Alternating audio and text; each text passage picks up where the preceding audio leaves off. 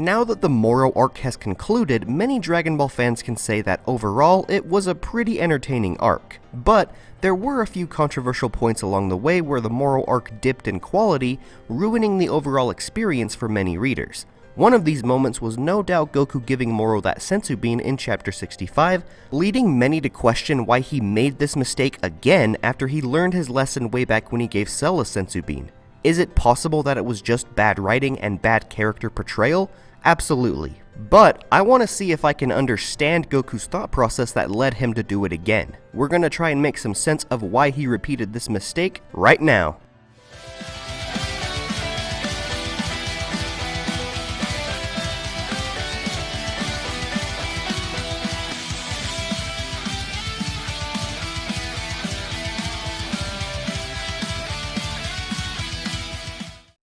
How's it going, everyone? InnovativeJdawg here, and welcome back to yet another Dragon Ball discussion. In today's video, I wanted to revisit Goku's decision on giving Cell the Senzu Bean, re-explain why he did it back then, and then I wanted to compare Goku's state of mind in that situation to what he was feeling against Moro. Now, I know this chapter came out quite a while back, but this video is coming out now because I have a very special what if video planned revolving around Goku's fight with Moro coming out relatively soon, and this video will no doubt give some additional context to that what if scenario. If you're interested in that what if, and if you like today's discussion, go ahead and smash that thumbs up button to help push this video into YouTube's algorithm. The more likes that this video has, the more likely it is that other Dragon Ball fans will see this video. Also, if you love anything and everything relating to Dragon Ball, subscribe to the channel and give me your support. I make content fairly often, so you'll never be disappointed. With all that being said, let's get right into the discussion. Alright, so about a year ago, I decided to make a video revolving around Goku's decision to give up his fight against Perfect Cell during the Cell games, and in that video, I went into great detail about Goku's time spent with Gohan in the hyperbolic time chamber, and how the bond he formed with Gohan motivated him to give up. I lightly touched on the Senzu Bean subject in that video since the reason why he gave up correlates to why he gave away that Senzu Bean to Cell. You just have to understand the state of mind that Goku was in during this time, especially after having spent so much time with Gohan. You just have to understand the character, and sadly, not many people really get Goku. They don't know how he thinks. If you were to go out and ask why Goku decided to give Cell a Senzu, about half of the Dragon Ball fandom would use it as their primary piece of evidence just to say that he's a bad dad, and sadly, the overwhelming majority of them wouldn't be joking. But Goku isn't a bad dad. He's not perfect, he's far from it, but really, who is perfect, aside from Cell? The argument over whether he's a bad dad isn't the focus of this video, and that can be discussed again another day in greater detail, mostly because I don't want to get into all of that right now. However, it is important in identifying Goku's decision to not only give up a fight that determined the fate of the entire galaxy, but directly benefited his foe at the same time. It all boils down to confidence, most notably confidence in his son's potential. Like I said, Goku spent an entire year with Gohan in the time chamber prior to Cell's announcement of the Cell games. At first, Goku went into the time chamber to push his own limitations, hoping to discover a way to ascend beyond the regular Super Saiyan, and he brought Gohan in as his training partner. From the moment they entered, Goku was in the mindset that he was the one who needed to defeat Cell, because he was the only one who could. But then, over time, Goku did in fact get stronger and broke through his own limits, only to discover that Gohan was there alongside him that entire time, getting much stronger at a much faster rate than he was. Goku realized that he wasn't the only person capable of saving the day. Gohan's hidden potential was no secret at this point because Goku, as well as the remainder of their friends, had seen Gohan pull out incredible levels of power in moments of anger and desperation. Whenever he got angry, Gohan could knock around much more powerful characters like Nappa, Vegeta, and even Frieza, and Goku knew this firsthand, so his mindset started to change within that year in the time chamber. He stopped focusing primarily on himself, and shifted his focus onto how Gohan grew as a fighter alongside him, because if Gohan were to get strong enough, and if he were to get angry enough in the fight against Cell, he had the potential to get even stronger than Goku, and he'd be the one to defeat Cell. Within that year in the time chamber, Goku not only formed a stronger bond with his son, but he was successful in pushing Gohan to higher levels of strength by helping him achieve and perfect the Super Saiyan transformation. He was proud of how far Gohan grew within the amount of time that they spent together, and because of how often the two were around each other, Goku started to see a little bit of himself in Gohan. He knew that Gohan had dreams of becoming a scholar, and he had a passion to preserve peace on the planet, which is something that he shared with his father. But, and here's where many people fail to understand Goku's character during this time period, Goku didn't understand Gohan's own personal characteristics, at least not as well as he would have otherwise liked to. As we all know, Goku is a character who loves fighting. He loves challenging other fighters who are much stronger than he is, and he loves fighting them on equal footing, so he can beat them at their absolute best. Gohan, on the other hand, unlike his father, he doesn't share that same love of fighting, and to a further extent, he doesn't care about fighting them on equal footing. Goku unfortunately looked past this character trait and projected his own desires of fighting onto Gohan because, like I said, he spent so much time with him that he figured his son shared the same passions as he did. So when the time finally came for Goku to give up his fight against Perfect Cell, he was confident in the fact that Gohan could finish it in his place. He was confident in Gohan's strength and knew he had what it took to defeat Cell. On the flip side, Gohan knew that his father had confidence in him, and as a result, he decided to try his best against Cell just to make his father proud. He made this decision based off of the relationship he formed with his father.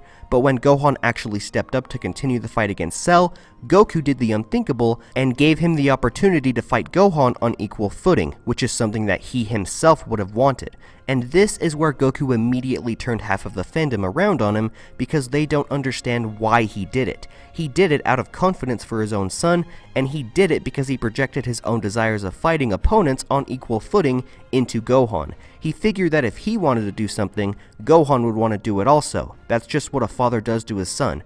But that ended up not being the case, and Goku learned from this mistake. Thankfully, his confidence did lead to Gohan's transformation into a Super Saiyan 2, and as a result, Goku's decision on giving the Senzu Bean away indirectly saved the day. But like I said, he learned from this mistake. Even though it had a positive outcome, he knew that it was wrong of him to misinterpret Gohan's character and project his own desires onto him. He grew from this moment and would never do it again, right? Well, no, he ended up doing it again, but unlike with Cell's Senzu Bean, where it was the culmination of the father-son relationship he shared with Gohan, the Senzu Bean he gave to Moro had no story significance, it didn't improve anybody's character arc, and could have been avoided altogether. Just think about it. Why did Goku even give Moro a Senzu Bean? I ranted about this in a few videos back when Chapter 65 first dropped, and I even made an entire video highlighting Goku's character progression and how he learned to spare certain villains over time, because he learned that some people were just irredeemable and that not everybody could be given mercy. Check out that video if you haven't already, it's a good discussion. But keep in mind, Goku going out of his way to spare Moro isn't the issue. It's entirely in character for Goku to offer someone the chance to walk away. But actively giving someone like Moro multiple chances is what ruins the scene and makes people question it altogether. The whole Senzu Bean ordeal could have been avoided had Moro just either given up there and then, or if he found a different method to summon his severed arm to him. Most people can agree this was bad writing on Toyotaro's part, and I certainly agree that it was. However, while it was certainly annoying to see happen, is there an in-universe excuse that we could give to Goku to somewhat try and explain why he did it? Yes, there actually is, and it's certainly up to one's own interpretation, but if you want to try and understand Goku's thought process, you need to understand why he gave that first Senzu to Cell. Remember how I said that Goku did it out of confidence in Gohan's power to defeat Cell? Well, I think something similar could be said here, and that this decision boils down to confidence. It may not be confidence in the strength of another person, but you could definitely say that Goku was confident in his own skill and power at this point in time, and it's all thanks to Ultra Instinct. Think about it, ever since Maris was erased, which helped push Goku into achieving the silver-haired version of Ultra Instinct, we saw him utterly destroy Moro in combat. When Goku fought against Moro in his basic 7-3 absorbed state, there was a clear winner, and Moro had absolutely no chance of fighting back against Goku. He was getting curb stomped at every opportunity. In Goku's mind, this fight was over the second that his hair turned silver. He had no clue that Moro had managed to absorb Maris's powers in his severed hand, and he also had no clue that it could be reattached to his body. So as far as Goku was concerned, he was basically knocking around a ragdoll. He was confident in the fact that Ultra Instinct was so far beyond Moro's limitations that he could literally keep feeding him Senzu Bean after Senzu Bean, and he would still come out on top without breaking a sweat. I mean, the first thing Moro does after he eats his Senzu is attempt to punch Goku in the chest, only to then completely shatter his arm. If it weren't for the fact that Moro had absorbed Maris's angelic abilities, the whole Senzu Bean ordeal could have been overlooked as Goku flexing his power, and nobody would have paid any mind to it. But because this Senzu Bean could have been actively avoided, since all it did was prolong the final battle, and because it wasn't integral to storytelling like Cell's Senzu Bean was, this Senzu Bean just pissed everybody off. In the end, you can come up with whatever excuse necessary like I had done. You can compare both of these events and say that Goku was confident in both scenarios, but at the end of the day, one of these moments was written perfectly, and the other was just an example of underwhelming writing seen in modern Dragon Ball. So, there we have it everyone. Those are all of my thoughts on the comparisons made between Cell's Senzu Bean and Moro's Senzu Bean. What are all of your thoughts on everything we discussed today? Even though it may just be an excuse for Toyotaro's writing, do you somewhat understand Goku's thought process in both of these scenarios? Leave your comments down below and let's have a discussion. I think it's rather interesting to say that both of these events boiled down to confidence, but that might just be me. I'd love to hear all of your thoughts. If you enjoyed today's video, please do me a huge favor and smash that thumbs up button to help push this video into YouTube's algorithm. The more likes this video has, the more likely it is that other people will get the chance to see this video as well. Also, if you haven't done it already, click that subscribe button and turn on post notifications by clicking the bell icon if you love Dragon Ball and want to see more videos like this. I make a whole lot of content revolving around Dragon Ball, with videos ranging from discussions, speculation videos, reviews, and I even do what if videos from time to time. If all that interests you, you'll definitely want to subscribe and see what else I have in store for the future. As always, thank you all so much for watching today's video. I hope you enjoyed it, and until my next video, I will be seeing all of you Dragon Ball fans later. See ya!